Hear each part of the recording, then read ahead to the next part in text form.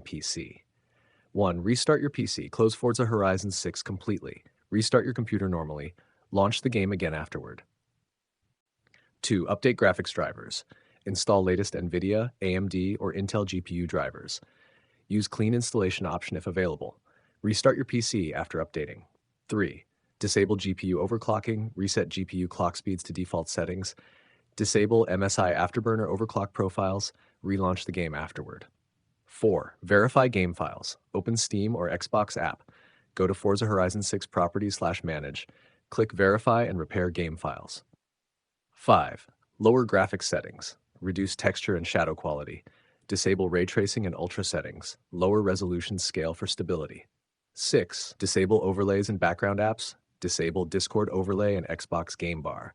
Close OBS, RGB software, and MSI Afterburner. Stop unnecessary startup applications. Reinstall DirectX and Visual C++. Install latest DirectX runtime.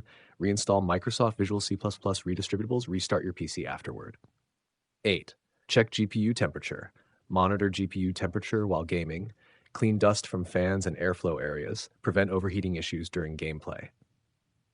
9. Delete corrupted shader cache.